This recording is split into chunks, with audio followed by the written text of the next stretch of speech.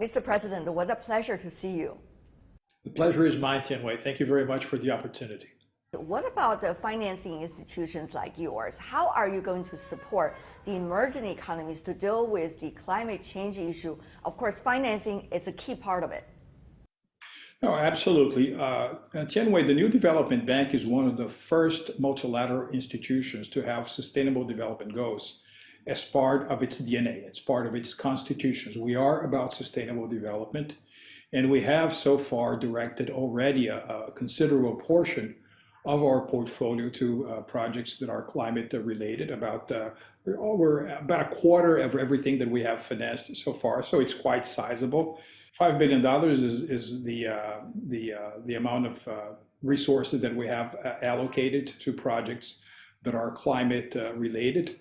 But every single resource that we put into financing projects in one way or another is related to sustainable infrastructure, and one that helps mitigate the environmental impact that is negative to our member countries. So the gap that exists between resources and projects is actually made shorter by the presence of institutions like the New Development Bank. The more actors like the New Development Bank we have out there, the better.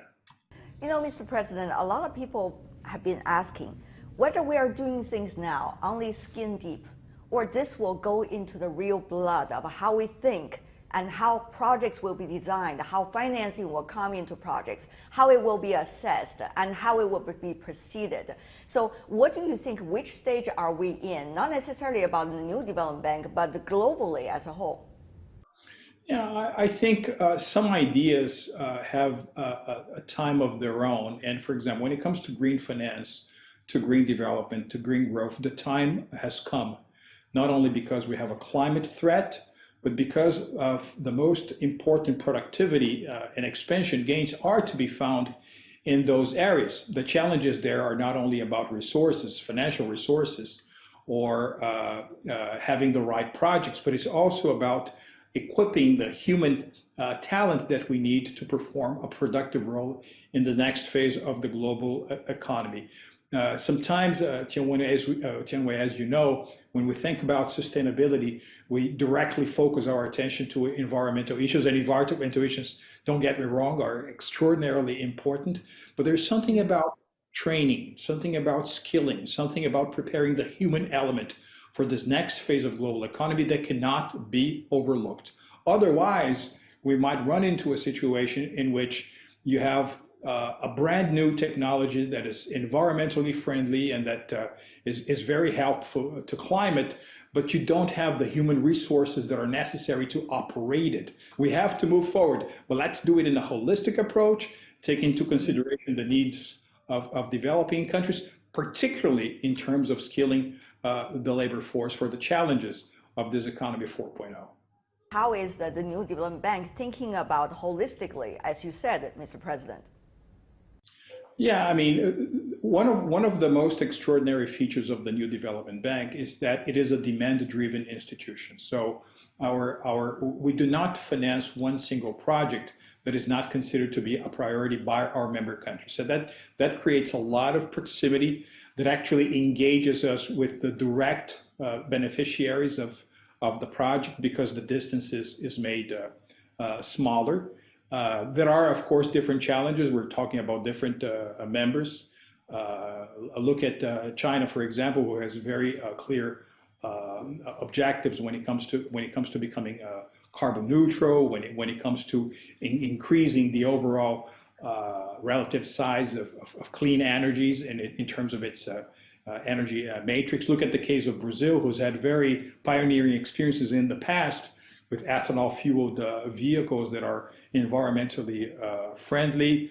Look at all of the emphasis now on ESG that you can see in countries like Russia, or even the financing and tech institutions that you have in countries like India and South Africa. So everyone is paying attention. Everyone is doing something that makes the needle move when it comes to more sustainability, to spreading ESG considerations across different projects. And this is very important for us, because as we are part of a family of multilateral development institutions, we're able to share some of that knowledge and some of those best practices with our member countries and vice versa, so that at the end of the day, the kind of policies here at the NDB we put together is a combination of what we receive in terms of what's being done as a state of the art at the institutional, at the multilateral level, but also with a national flavor, with a local flavor, giving into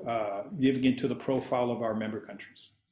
There has been talk about the 100 billion US dollars that is needed in terms of financing developed countries already committed to developing and the least developed economies back in the Paris Agreement. But people are saying that cash is not on the table. But at the same time, when they say those cash are on the table, it's a huge amount of money, and therefore they need a new development bank to deal with those cashes. What do you make of these kinds of debates and discussion as someone who's already heading a development bank for the emerging economies?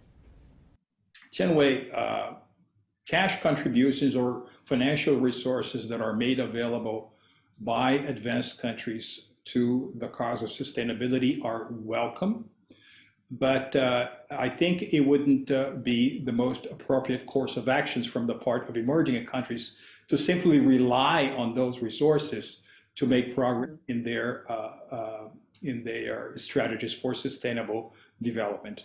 There's an effort that has to be taken on their own.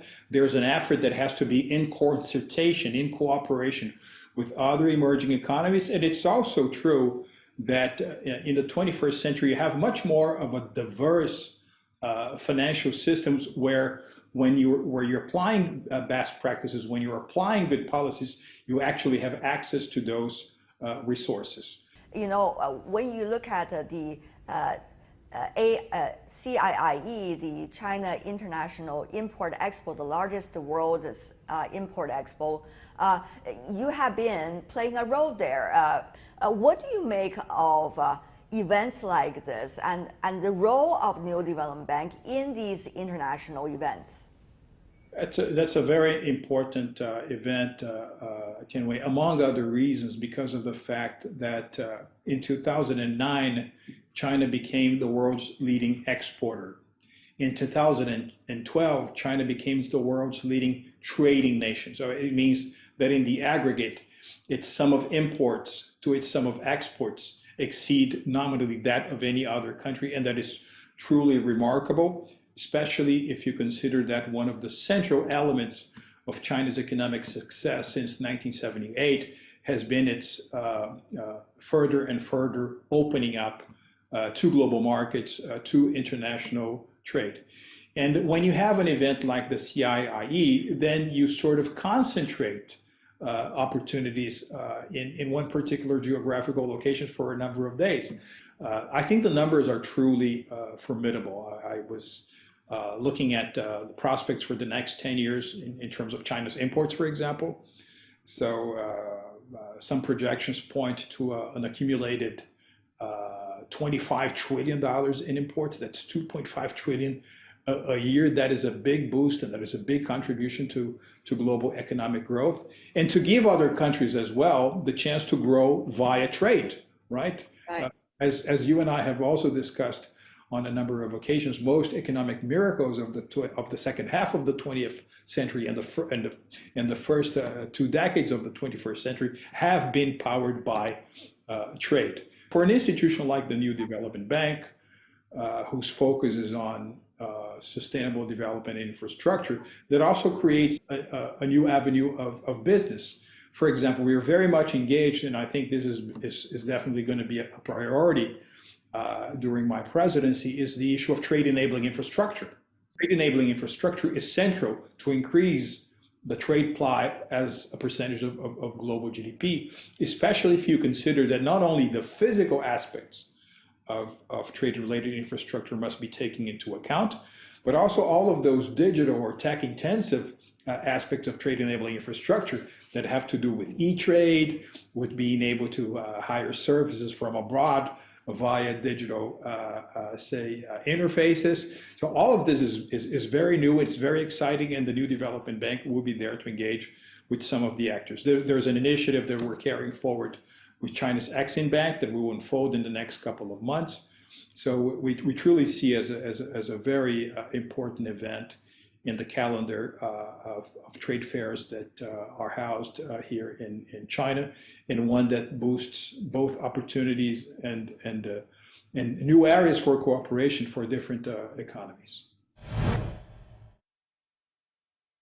Mr. President, the New Development Bank has been very active recent years in terms of incorporating new members. You just have some new members joining in. Tell me more about how is the latest in terms of these members joining in, working with the earlier founding members of the New Development Bank. How is the process now? So yes, we have been given this great gift of membership expansion. So we are also living up to the name of the institution. We have the 5 original members of the BRICS, and it's always important to preserve a BRICS character in our institution that's set in our Articles of Agreement. A little more than a year ago, our governors gave us the green light to pursue membership expansion. We have 2 months ago announced the admission of 3 new members. Bangladesh, one of the most dynamic economies of the world, one of the fastest growing emerging economies. The United Arab Emirates, a country that's very innovative, that has a lot of successful experiences with infrastructure. Uruguay, a country in Latin America that has already given a lot to the multilateral development forum. And this is a process that is going to go on. I think in the next couple of months we'll be engaging new members. So you see, it's about resources. So there are more resources that we're going to be able to put to the service of infrastructure for these nations, but it's also about ideas, experiences. We can learn from what works, from what doesn't work. The same with our experience in here. So it's been quite successful in a gradual and balanced manner. It's a process that will continue to unfold. It's already been several years, and people are having such a difficulty to continue to fight, both against the pandemic and also against the sloppy economic recoveries worldwide. Mr. President, at this point, what you and your colleagues are thinking, what would be to you the best remedy to hold on and fight?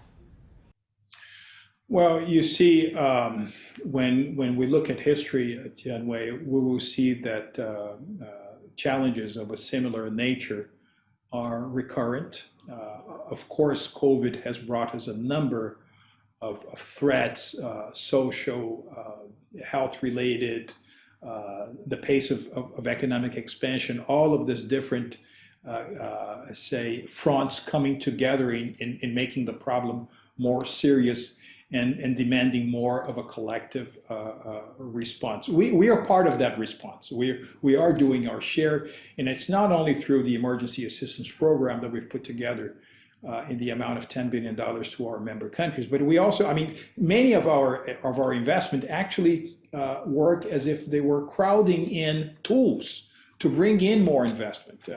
If that's related to the pandemic, or if it's related to other areas that are closer to sustainable development, for example. In Brazil, the New Development Bank has invested in the biggest solar energy plant in Latin America, along with other players from the multilateral development world, from the national development perspective, from the private sector. That is also true about other countries. So this crowding in of resources that are made available through the direct action of multilateral development banks is something that we are very proud about. And going forward, we can only see dynamism, because we know that if we are stuck in inertia, then the length of the crisis, the length of the problem is only going to linger on. So we have to be very dynamic about it. We have to care also about the quality of the resources that we put together in terms of the implementation.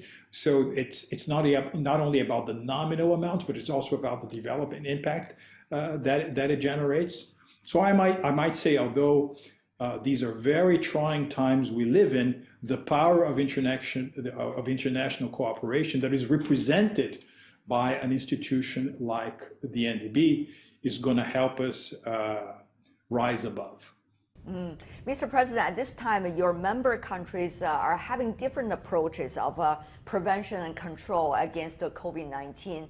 What would that mean for your daily work, for your teams around the world?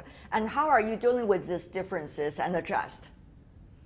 Well, we're still facing a lot of difficulties in terms of international travel, which has pushed us to using more technology in our day-to-day interactions, with expanding the kinds of partnerships that we do with local institutions.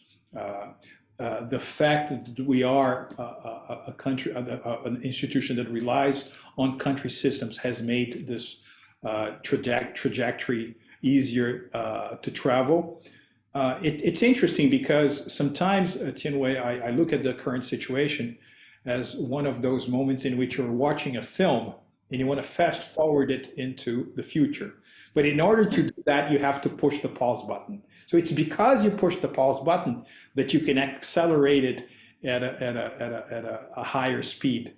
And this is happening. So the number of technological devices that we do now in terms of interaction with potential clients, with those that are both conceiving and implementing the projects, is much bigger than we did in the past. The interactions with local institutions has also expanded, which brings about a very positive collateral effect in the sense that we know the institutions better, they are better, we get better known by then. But nothing, in my opinion,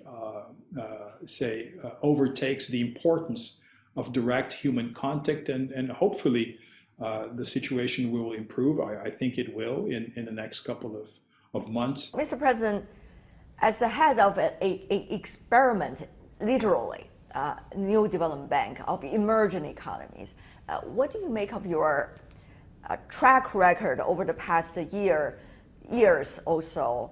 And how do you look at the road ahead when you think back and think forward, Mr. President?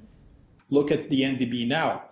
80 different projects in 4 continents, $30 billion of project approvals, $10 billion that were put together in an emergency assistance program, an important legacy that my predecessor, KV Kamat, worked upon.